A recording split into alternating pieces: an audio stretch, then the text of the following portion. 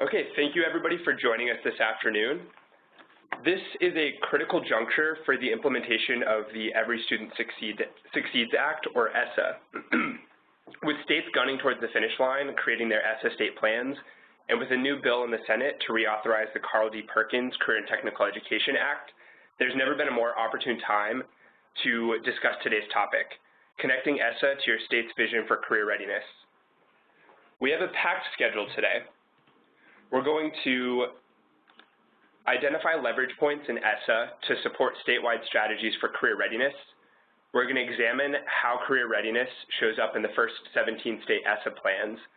We're going to learn how to create a statewide vision for college and career readiness and connect that vision to your state's ESSA plan. And we're going to hear from 2 states that are leveraging ESSA to support career readiness.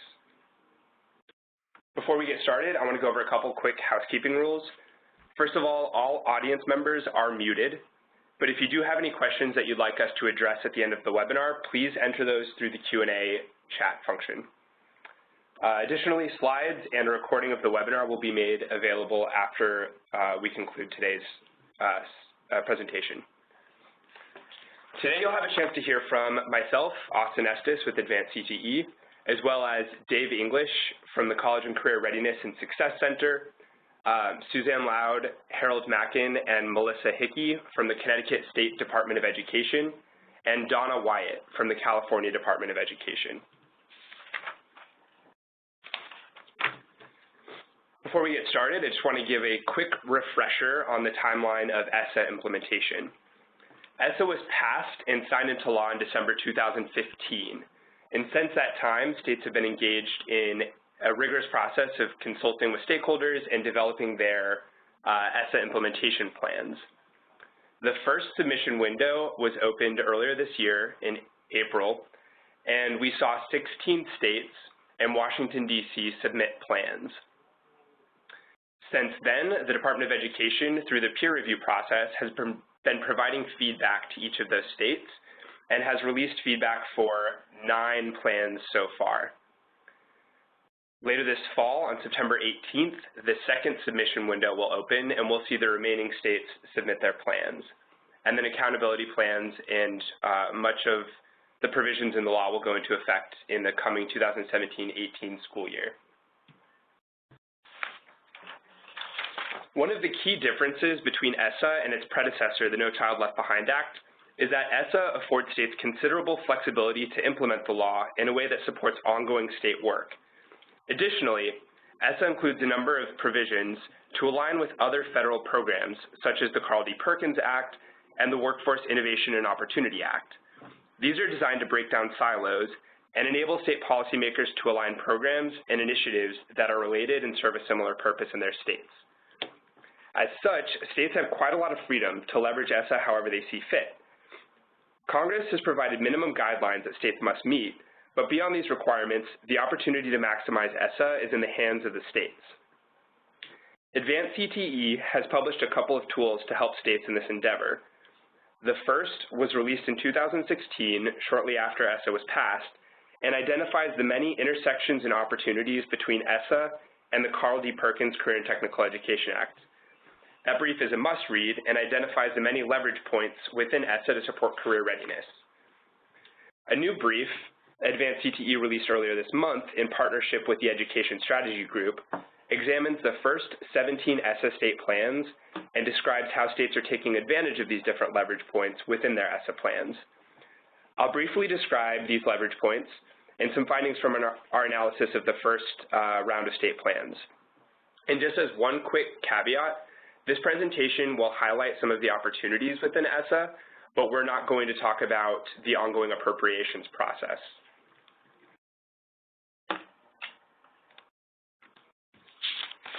One of the most direct opportunities that states have to connect ESSA with their career readiness strategies is through accountability.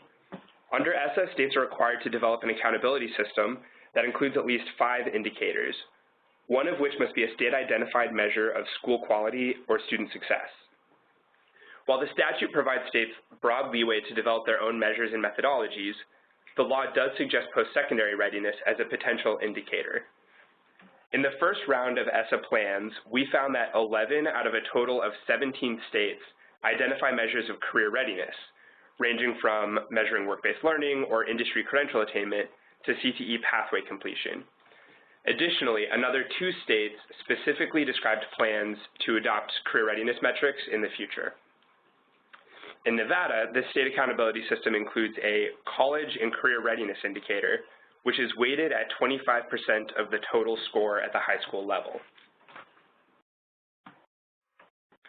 Another leverage point in ESSA is under the Title II, Part A, Supporting Effective Instruction Grants.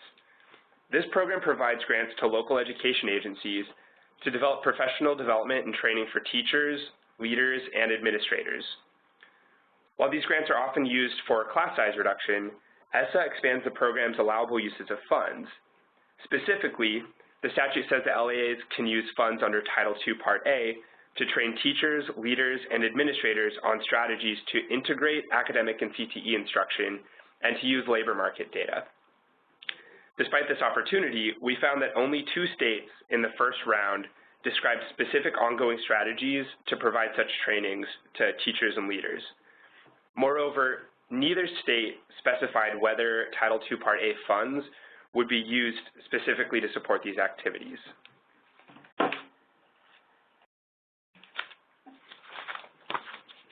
New under ESSA is the Title IV, Part A Student Support and Academic Enrichment Grants. ESSA stipulates that 95% of these grants must be used locally to support 3 activities: improving school learning conditions, providing for the effective use of technology, and ensuring all learners can access a well-rounded education. The statute specifically identifies CTE as a learning strategy under well-rounded education, which was a huge win for the CTE community. While 15 out of 17 state plans reinforced the idea that a well-rounded education should include career readiness activities, many Round 1 states missed the opportunity to fully leverage this opportunity. Only 5 states described specific state-level activities to support career readiness through Title IV, Part A, including, for example, North Dakota, which aims to use 1% of its state set-aside funds to support local activities, including expanding access to CTE and career pathways.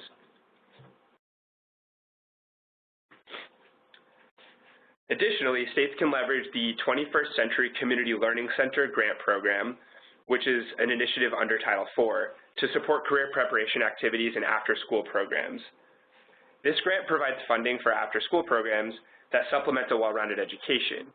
And while most Round 1 plans focus this funding stream to support at-risk youth, we found that 7 states do plan to prioritize career readiness through their grant guidelines. This includes New Jersey, where 21st Century Community Learning Centers are required to focus on one of 4 themes, including STEM, civic engagement, career awareness and exploration, and visual and performing arts. In short, states are afforded a number of opportunities to leverage ESSA to advance career readiness statewide. And while some states are taking advantage of these opportunities, few are fully leveraging ESSA to support a comprehensive statewide vision for career readiness. And with that, I'd like to turn the presentation over to Dave English from the College and Career Readiness and Success Center to talk about how states can define a vision for college and career readiness. Dave? Thanks, Austin. Hi, good afternoon, everybody. I'm glad to be here today. I'm really going to pick up where Austin left off. He described a number of opportunities under a well-rounded education, accountability, and capacity building to embed college and career readiness. But I want to deal with the question of how does the state approach the question of what opportunities among those he discussed should they use, should they approach, because we really are thinking about a myriad of opportunities here.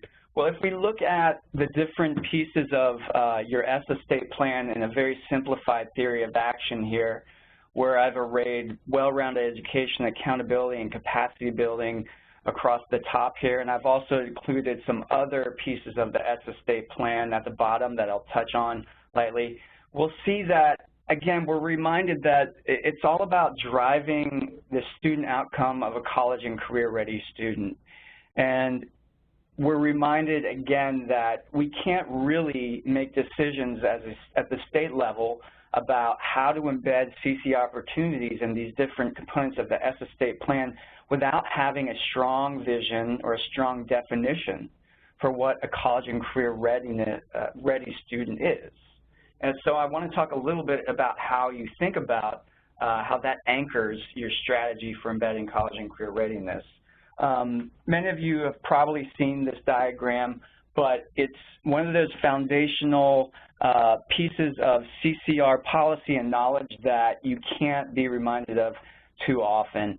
And it's that we have really shifted to this notion of college and career readiness as embedding not only core academic skills, but career and industry specialized skills and employability skills, where employability skills are those transferable skills that graduates can really apply in all industries, right? And we've seen that Octave has come out with its employability skills framework that embeds not only a critical thinking skills, but also those interpersonal skills and personal qualities like adaptability, being a lifelong learner, perseverance, communication, collaboration, that employers have identified as there being a deficiency in the market for.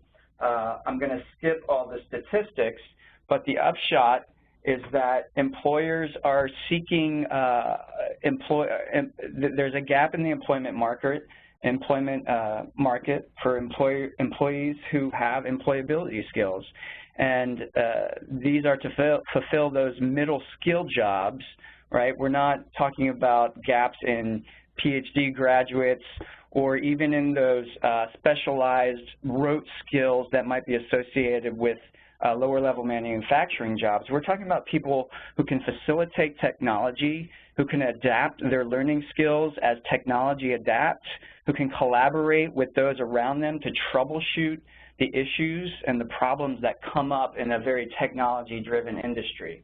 So suffice to say is that as you approach your ESSA planning, you should revisit what your state's definition of college and career readiness is, and think about how it breaks down across academic, career and technical skills, and these employability skills.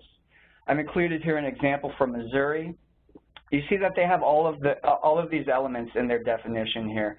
They begin by talking about core academic skills, but they also talk about communications, teamwork, critical thinking, and problem solving.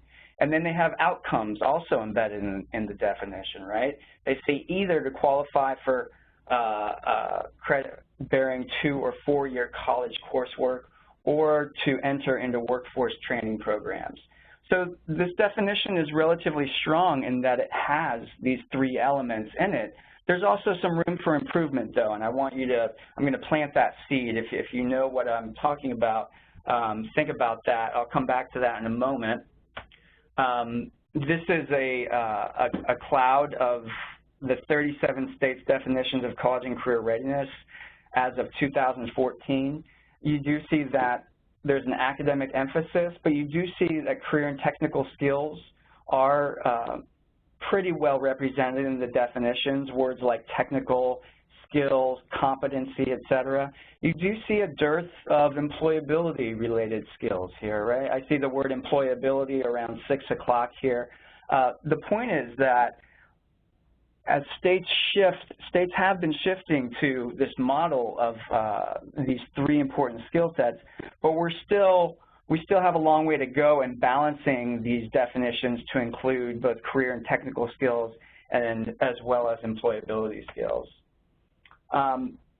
We at the center have broken the state's definitions down really into 4 categories: those that are more traditionally focused on academic core knowledge, those that do embed employability skills. The third model that's fairly popular is to acknowledge a path for college readiness or career readiness, right, which has its pros and cons. And then the fourth model, which is really what we're trying to move states towards, is a model that acknowledges a core academic foundation that's applicable to both technical skills and academic careers, as well as employability skills. And that's what I wanted to point out as the potential room for improvement in the Missouri definition. You see that it frames an academic path in terms of a 2- or 4-year college course as opposed to a workforce training program. But what we know is that 2-year degrees are actually a cornerstone of workforce training, successful workforce training. So we're looking at moving states towards something that acknowledges what the shared academic components of a definition are, while also layering on the career technical skills and employability skills. Here I've provided a chart that breaks down the pros and cons of these different approaches. I'm not going to go into it, but I wanted to just leave you with this so that you can take a look at it on your own time. And I also wanted to leave you with some other college and career readiness frameworks at the national level for you to explore. The takeaway here is that some of them are broken down into domains of learning, academic, technical, employability, or 21st century skills, and others are broken down into student traits or student learning skills, cognitive strategies, et cetera. So they're sliced in different ways, and suffice it to say that you can include these different definitions, or dimensions rather, in your state definition. So Austin mentioned a lot of opportunities, and I just wanted to clarify and group them together for you. When we're talking about coming up with a state definition or revisiting the state definition of college and career readiness, you don't want to think about those student outcomes in a vacuum. You do want to think about how you will measure those outcomes and how you will embed them in strategies. And these are some of the basic strategies. In the academic domain, these are going to be intuitive to many of you. AP/IB opportunities, the opportunity to assess at the college and career readiness level, right? You can assess at the proficiency level, but you can also embed results at the advanced level, which may align with college and career readiness into accountability, for example. A college and career ready sequence of courses, which some organizations define as having 3 math and 4 reading courses in high school. College placement tests, the seal of biliteracy, which is used in California, and embedding academic content into CTE across curricula. These are all kind of the most popular opportunities to embed strategies now. On the technical side, we see industry credentialing and certificates, career endorsements, technical exams, a minimum sequence of courses in career and technical education. And once again, integration with academic. Integration of academic and technical skills has been stressed in Perkins and WIOA for years, but now we're finally seeing that stress within ESSA as well. And then finally, pathways navigation, right? Not only the skills themselves, but knowledge of the industry, knowing how to adapt to the opportunities in the industry. And then finally, under employability skills, this may be the toughest one because we know that research in how to embed social emotional attainment, for example, is nascent in the industry. And so this is my plug to stress work-based learning and service learning, right? And the reason we stress work-based learning here is that it really is an opportunity to demonstrate and practice employability skills. While it's difficult to measure the quality of learning around employability skills right now, we can at least measure participation in work-based learning. We can at least embed strategies to provide access to work-based learning in strategies around a well-rounded education. So I wanted to group those for you.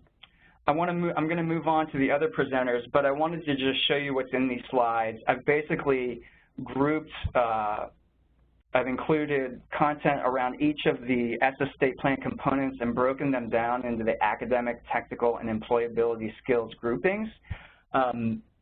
So that as you're thinking about these different pieces of your ESSA state plans, you're thinking about specifically mapping these different opportunities back to a state definition of college and career readiness that includes these different components. You see an example of how Delaware does that, and then I've included examples under the accountability additional indicator, capacity building, and then some examples under the assessment and school improvement components of your state plan. So I think it's fairly obvious that my point here is to make sure that academic, technical, and employability skills are embedded in your college and career readiness definition, and that you're mapping to each of those across the different strategies in your ESSA plans. And with that, I'm going to turn it over to Suzanne and her team with Connecticut. Thank you. Thank you very much, David. So my name is Melissa Wodarczyk-Hickey. I'm not only the reading director for the Connecticut State Department of Education, but I'm also the director of the academic office. And we thank you very much for inviting us to share the exciting work that's going on here in Connecticut. And we send our greetings to all who are listening. What I'm going to do is give you an overview of the state ESSA process and plan, and then Suzanne Loud and Harold Mackin will speak directly to each of our goals and the work that aligns pertaining to the CCD. We'll advance our slide here. In the summer of 2015, the Connecticut State Board of Education and the Commissioner of Education, Diana Wenzel, recommitted to making academic excellence and education equity a reality for every Connecticut public school student. Pursuant to this goal, the department assembled a team of professionals representing all 6 of Connecticut's RES, or Regional Education Service Centers, to design a plan for our practice over the next 5 years. The board's 5-year comprehensive plan, ensuring equity and excellence for all Connecticut students, was adopted in July 2016, and it represents the department's commitment to Connecticut citizens and communities, and to supporting local school districts' efforts to provide every student in our state an exceptional education in an outstanding school. The plan compels all of us in Connecticut to work together to ensure that every student, regardless of gender, race, ethnicity, family wealth, zip code, or disability status, is prepared to succeed in lifelong learning and work beyond school. Now, you can see here the 5-year plan. We have 3 goals: high expectations for every student, great teachers and leaders, and great schools. And it was actually this 5-year plan that heavily informed our message for the consultation for the Connecticut State Plan for ESSA. We collected responses through 2 primary mechanisms: focus groups, which were small gatherings of about 15 or fewer participants, and also through a survey that was open to all Connecticut residents. Our process consisted of 3 steps or parts that you can see here. In August of 2015, using the 5-year comprehensive plan is how our approach began. Then we had the online survey with stakeholders that gathered feedback on the education priorities, and these were used to drive Connecticut's goal around equity and excellence in education, and once again to inform ESSA development. So that was September 2016 with the online survey. Also, from September 2016 to December 2016, our commissioner had an equity and excellence tour. These occurred at different schools, and people gathered to talk about issues such as chronic absenteeism, strengthening math in our schools. Stakeholder engagement continued with 52 focus groups, once again the surveys, and then a series of ESSA webinars in June of 2016. Additionally, our State Department created an ESSA webpage and communicated through other channels such as Facebook, Twitter, email listservs, news release, and announcements at various meetings. And all this was gathered as evidence and data to help craft the process. Now, when you look at our ESSA plan, you'll see key college and career readiness elements that have been woven throughout. Next generation accountability systems, a next generation support system, technical assistance and guidance, and coordination with federal programs such as Title IV. The indicator that you see indicated here, number 5, is the percentage of students in grades 11 and 12 who participate in at least one of the following during high school: 2 courses in advanced, so an AP, 2 courses in one of the 17 career and technical categories, or 2 workplace experience courses. So that's what we're highlighting here, the CTE elements that have been woven in. We also have the next generation support system. Now, there are key transition points that happen in the support system throughout the continuum. One is our transition 3 that specifically mentions increased career and technical education options, and one in transition 4 that talks about the critical transitions between post-secondary educators and employers in the stakeholder engagement process. We're in the process of developing guidance documents for successful transition from high school to post-secondary education. That's actually going to be happening over the next couple of years, and providing equitable access to a well-rounded education and rigorous coursework for students such as female students, minorities, English learners, children with disabilities, and low-income students who are underrepresented. Now, once again, Suzanne and Harold are going to be going deeper into these.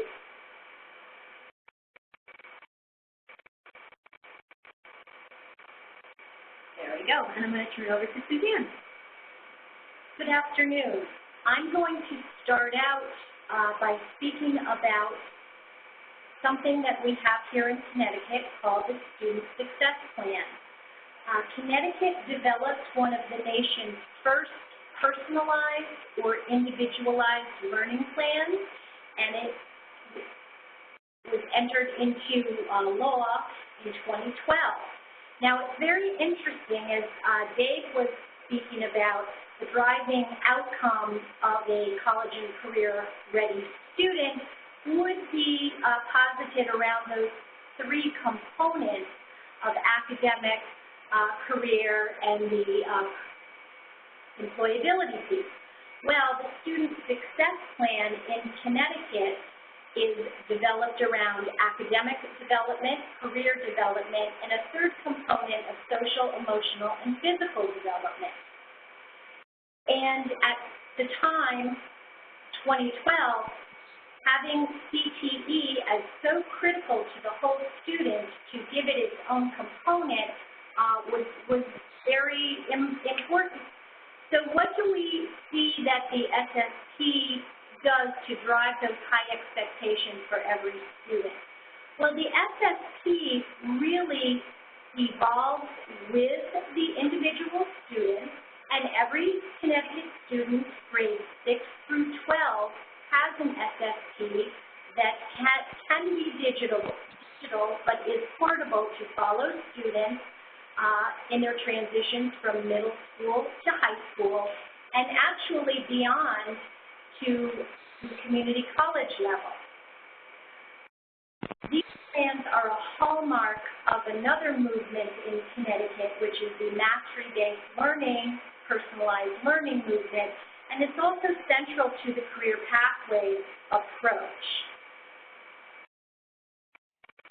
And so we view the Student Success Plan as a way to develop that individual program of studies for a student that would really guide students and help them to investigate their passions for potential careers with a menu of activities and tasks that they would start a layered approach beginning in 6th grade.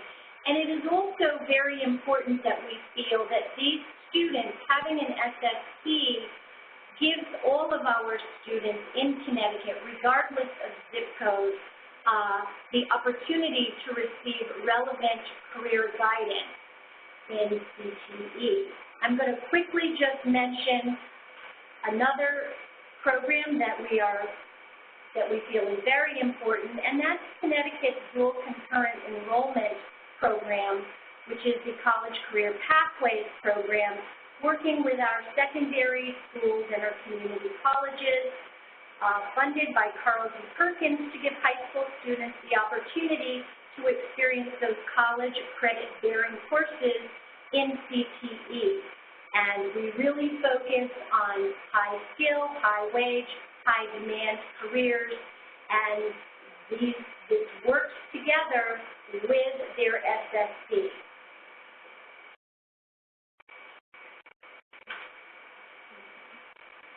Hi, I'm going to talk about some great teachers and leaders efforts we've made. A few years ago, we worked with teachers across the state to come up with a new evaluation program that tied the teacher's evaluation to how well students are learning. Over the past few years, we've been modifying that to make it more receptacle to our career technical education teachers, because they have a little bit different methods of teaching than the regular classroom teachers have. So we're trying to blend the two and kind of having like a marriage, so the general academic standard teachers are teaching a little more like CTE, and the CTE teachers are embedding those academic skills within their programs. Along with that, like a lot of other states, we hold several professional development and leadership workshops across the state. One of our biggest ones is our annual CTE conference, in which we try to get professional development for all areas of career and technical education we offer in the state of Connecticut. And generally speaking, we're asking our fellow teachers to include that they become the actual presenters. Nothing better than to have to be done by someone who's actually doing it within the classroom. Along with this, we've done some other various workshops throughout the year where we've had tech education teachers, agriculture teachers take courses and professional development in learning how to embed some science and writing credentials or writing standards within their curriculum, and actually identifying in their curriculum where the science and writing actually is being done naturally, and just making sure they focus on that. Oh, the other thing that we're recently are actually been going on, but a few changes, is we're really strong in providing work-based learning. We have several programs in which students are required to go out and get the actual work experience. Within that, we've also started a program called Unpaid Experiential Learning, which allows every student in the state, not just CTE, to get some experience working in business and industry. And our last one, we're just starting working with the Department of Labor. We've been able to start working with pre-apprenticeship certificates, which allow students to get a certificate that allows them with a nationally transferable document with so many hours, 400 to 800 hours, based on the work-based learning. That's mainly in manufacturing now, but there are steps to work to include other areas, because in Connecticut, we are still one of the big insurance areas, so a lot of business kids are going in insurance, and we do have drivers who already have an apprenticeship program, so we're working to make sure our business students might also get part of that apprenticeship program to take those hours with them to places like travelers and other insurance industries. I'd just like to piggyback on something that Harold mentioned about our CTE professional development. Something that we take very seriously here in Connecticut is promoting educational and economic opportunities to gender non-traditional students within CTE. And to that end, we contract with QUELF, which is the Connecticut Women's Education and Legal Fund. And we work with QUELF closely, and they participate and present at the annual CTE conference, at our Perkins post-secondary quarterly meetings. They conduct STEM expos at community colleges and our state universities, as well as providing direct technical assistance to the LEA.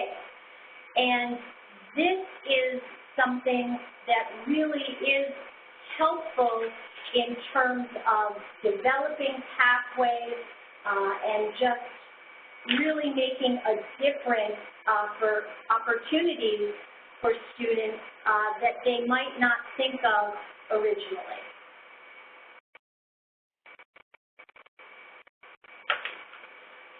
All right, so continuing with our great schools piece, I'd like to mention that in Connecticut, we do have about 30 schools and districts who are currently on their journey to transition into a mastery-based learning, personalized learning system. And there is such great commonality in doing this work for mastery-based learning with CTE, because of course CTE is inherently competency or mastery-based. And we are working to support schools and districts in Connecticut by promoting the League of Innovative Schools in Connecticut, which we help to fund, and they help to give skill building institutes and professional learning and coaching to help transform these districts. And that is something that aligns with our 5-year comprehensive plan in terms of equity and excellence for all. And we are also going to be supporting mastery-based learning personalized systems through a website that we will be launching in August of this year, and that will be a site that will offer resources to all educators, boards of education, as well as students and families. As with most other states, we do expect our local education agencies to meet what we high expectations. And so we do have a system of accountability that the students are learning. Some of these are done through on-site visits where we go in for the day or a couple of days, and based on a document we asked them to send in to us previously, we go through and try to point out where they are deficient by one of our standards, or recognize them for where they're outstanding and producing work that is something we want to share with the rest of the state. We do guest audits too, which just requires the district to fill forms, come in, and show that they're meeting high expectations for all students. We approach these evaluations as more of a learning experience and a chance to see the good that's going on in Connecticut so we can share it with other programs and programs that are starting out or struggling to meet the high expectations.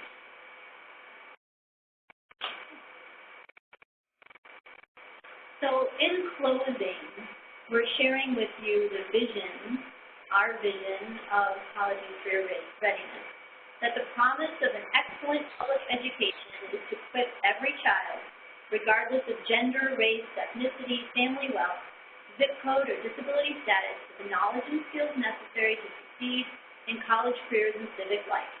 And to deliver on this promise to Connecticut school children, the state will provide guidance and leadership so that they can support great schools where great teachers and leaders hold high expectations for all Connecticut students.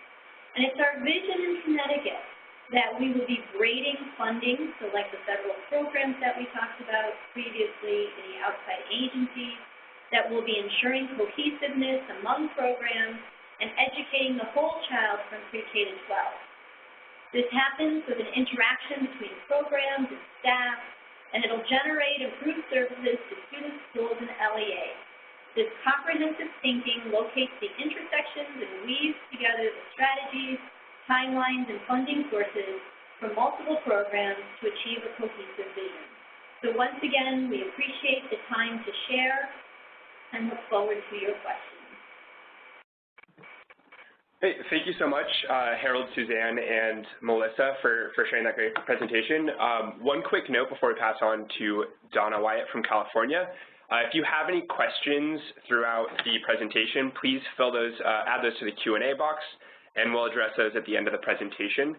And one additional note, just as a reminder, Connecticut submitted their ESSA state plan in April. during the first submission window, and California, who we're about to hear from, is still in the planning stages. So with that context in mind, I'd like to hand it over to Donna to share a little bit about what California has been doing. Thanks, Boston, very much. Good morning from California. It's about 10:45 here, so before I get started, I just want to acknowledge our ESSA lead in the state of California, who is Barbara Murchison.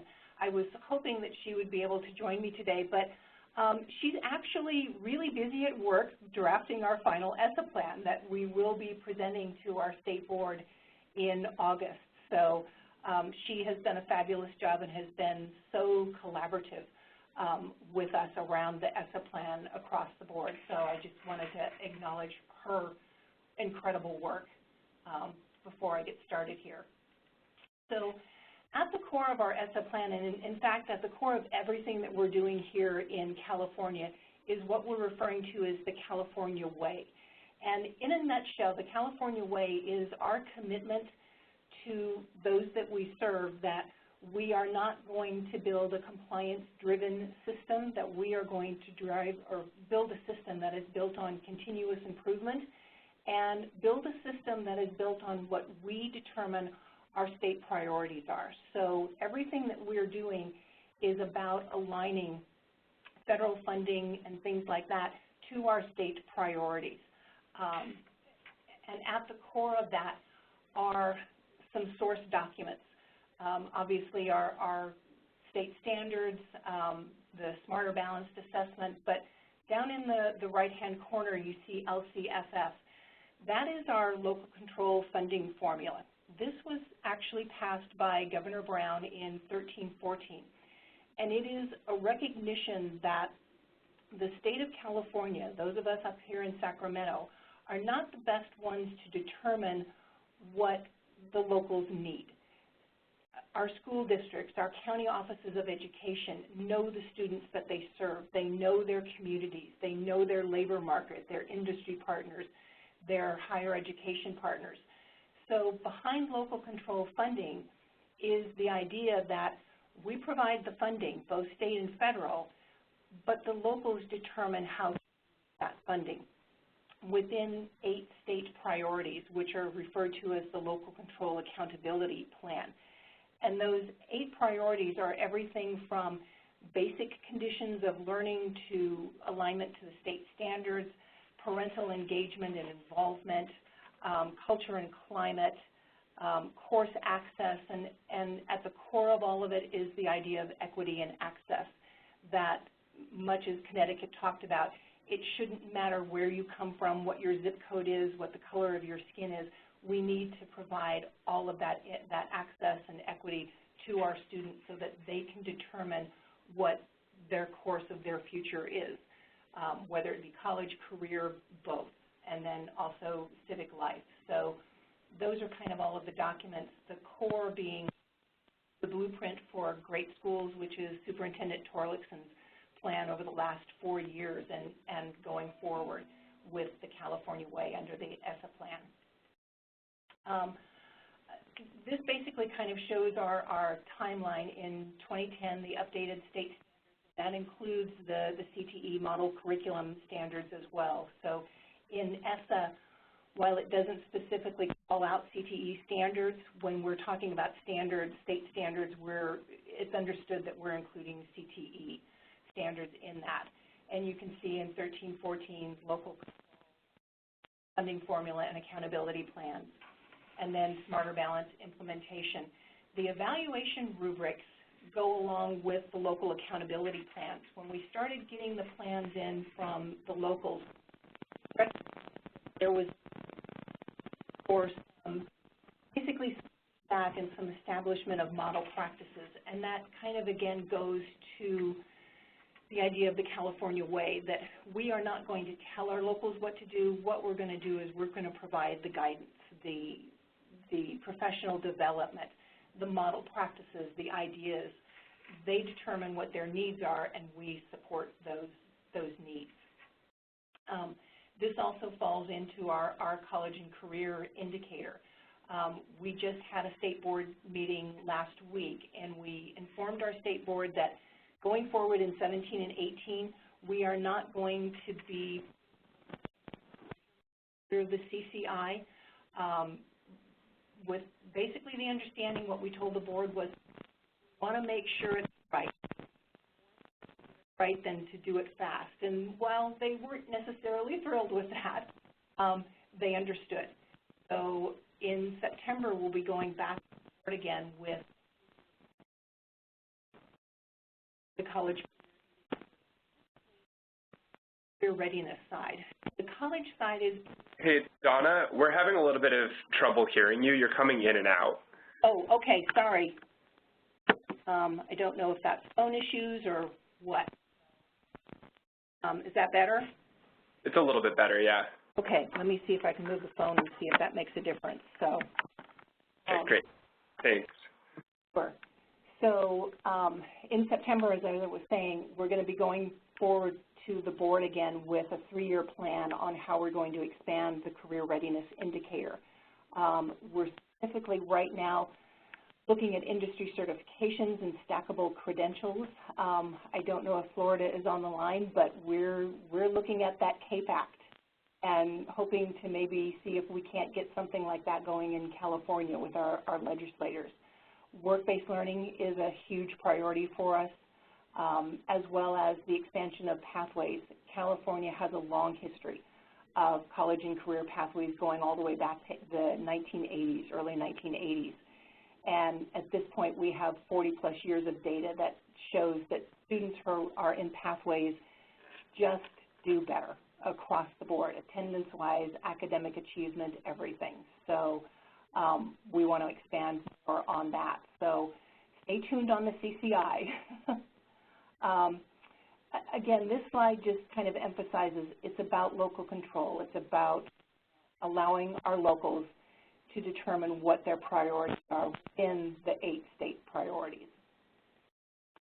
The plan that has gone forward, as I said at the beginning, has been very much a group effort with everybody being involved in it. And again, with the focus being on the state priorities, having a system that's driven by our priorities, not federal priorities. And also moving towards a system of multiple measures, not just standardized tests. I also want to say that includes our higher education as well. We work very, very closely with our community college partners, particularly around CTE programs. So we have meetings every 2 weeks with a Pathway Workforce Advisory Board that includes state board members and then also Board of Governor members from the community college. So lots of good collaboration going on. This slide I included just to kind of give you an example of the alignment that's been going on. Again, local control funding and the LCAP priorities lead the work, and then we look at, in this case specifically ESSA, where's the alignment between the two? How do we make sure that ESSA is supporting the state priorities, not the state priorities supporting ESSA? So I think like many states, and as pointed out in the advanced document, there's not, in some cases, a lot of detail. To use an educator term, we're meeting the standard, but we're not going to exceed the standard when it comes to really specific detail on our ESSA plan. Again, this is just an example. We're looking at everything across the board and creating alignment within the ESSA plan. The other thing that we're trying to do as a whole at the state for our locals is to create a system, basically a one reporting system, if you will, where we take the burden off of our locals to report the same data repeatedly over and over and over again for different funding sources or different documents. Can we create a system where they report it once and it populates multiple documents? So that's also part of the work and part of what is the California way. Specifically right now in our ESSA plan, and again, we will not be submitting it until September, We'll be doing an update. Barbara will be doing a brief update in August to our board, basically in the form of a board memo. And then in September, we'll be going forward with the final plan with the idea of getting it into the feds by the required September 18th. So under improving basic programs, you'll see a reference in ESSA to CTE pathway completion, also our integrated college and career pathways. And we have multiple forms of those integrated pathways in California, California Partnership Academies, Linked Learning Academies. And then also under our funding that actually ended last year or this year, the California Career Pathways Trust, one of the focuses of that grant was dual enrollment and articulation.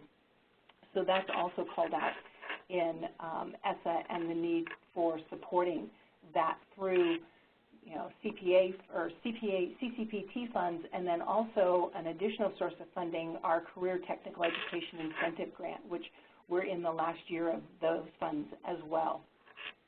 Under supporting effective instruction, we pointed out the critical need for CTE teachers. We have really a desperate shortage of CTE teachers, and that's inhibiting district's ability to move forward with pathways. In September, our Teaching Commission is going to be proposing a new credential that we're referring to as the CTE externship credential that will allow single subject credentialed teachers who have industry experience to apply for a preliminary CTE credential with less required industry hours, but also provides specific professional development for those CTE teachers that are applying for that credential.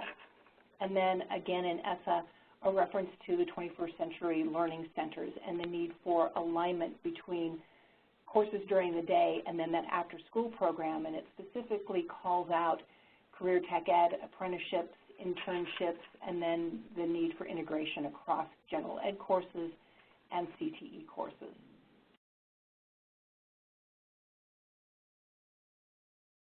And that's basically it in a nutshell. So, great. Thank you so much for sharing, Donna. One of the things that I find really interesting about California's strategy is how you're using the local control funding formula and the local control accountability plan as a vehicle for implementing ESSA rather than duplicating the work and enforcing those state-identified priorities. And real quick, before we turn over to Q&A, I just want to add that, 17 states submitted plans in the first round. Several states are very close to finalizing their plans to submit in September. But this is still a critical point. There is still an opportunity to include some of these priorities in state plans. And even once plans are submitted through the implementation process, there are a lot of other opportunities to support strategies for career readiness. So the ship has not yet sailed. So we have had a couple of questions that have come in throughout the presentation. And again, if anybody has more questions that you would like to ask, feel free to add those to the Q&A box. The first one we have is for the Connecticut team. So we heard a little bit about some of the TA that you're providing, developing guidance documents to support some of those critical transitions. But we're wondering if you could talk a little bit more about what that technical assistance will look like around mastery-based learning, around expanding college and career pathways, and whether or not you've identified specific, how you're planning on using funding through Title IV, for example, to support that work.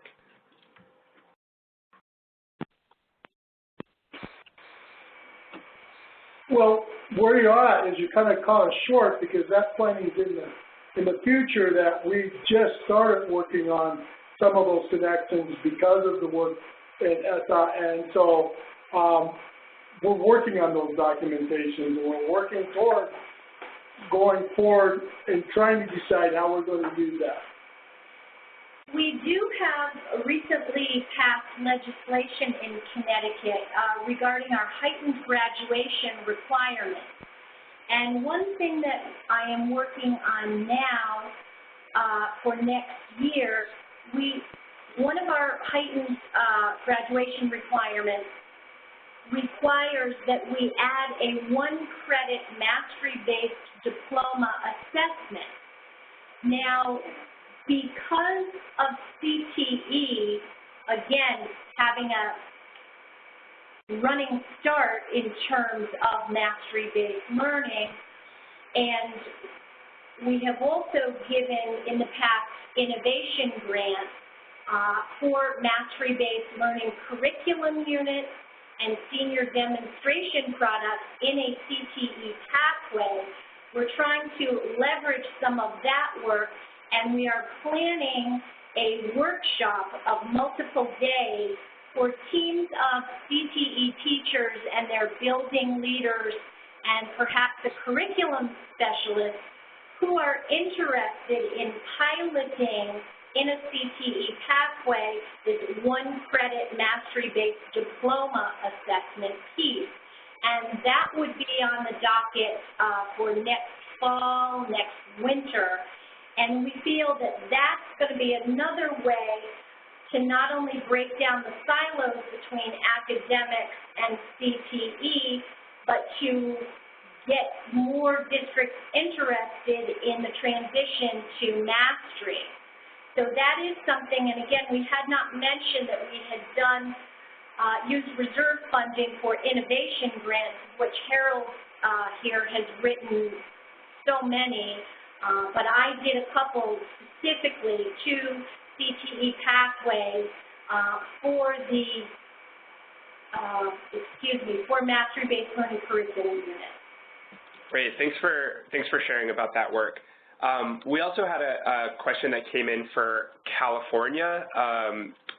Could you please share the longitudinal data on students doing better when following pathways? Donna, could you talk a little bit more about that? Yeah, absolutely. We have both, kind of state reports that show that, but also from our locals that have implemented pathways, so that we have the local data. But yes, we have several reports that go back over 30 years of data that show the dramatic differences between students who are in pathways and students who are not. And that includes their attendance rates, discipline records, college-going rates, A through G passing rates. Everything is just, incredibly higher with students who are in pathways. So happy to share that. Great, thanks, Donna. And in our final minute, I just want to end with one last question. If you could keep your answers to about 30 seconds, but we're wondering if you could, both the Connecticut team and California, if you could share some findings or takeaways from the stakeholder engagement process that informed some of your work around integrating CTE and career readiness in your ESSA plans.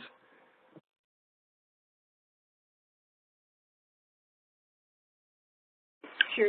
This is Donna from California. I think, so I should preface this with, I've only been in this position for 10 months, but I think the thing that was so exciting for me is in listening to the stakeholders and the feedback from them that CTE was truly a priority and the idea of integration, and I think that probably speaks to the idea that in California we have had pathways for 40 years, so it's the recognition that CTE and academics, when they're integrated with student support and work-based learning, works. So that was really rewarding for me to hear as a 30-year CTE teacher. This is Melissa from Connecticut. So one of the takeaways was basically all the different ways in which stakeholders can have an opportunity to respond.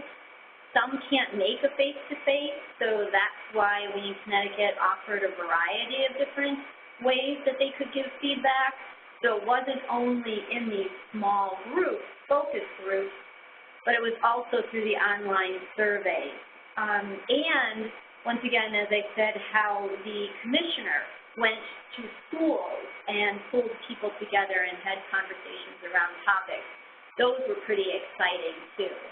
And the one take from almost every one of those areas is that people felt that a connection between career and school was highly important, and in most cases, the biggest piece that they wanted the state to work on. Great, thank you all for sharing. And I apologize everybody for going over a little bit, but I just wanted to end by thanking all of our wonderful panelists today. And directing everybody, if you want to get a little bit more information, we did release our analysis of the first 17 state plans, which you can find at the link provided. We'll send around an email with slides from today's presentation, along with some critical resources. So thanks everybody for joining, and have a great remainder of your afternoon.